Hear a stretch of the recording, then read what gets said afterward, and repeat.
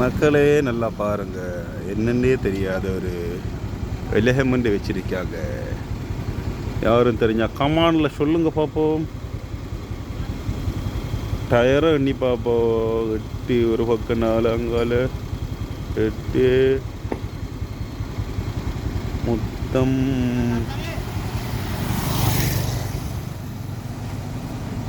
96 டயர்கள் பொருத்தப்பட்ட மாபெரும் ஒரு இயந்திரத்தினூடாக எங்கே கொண்டு வரா?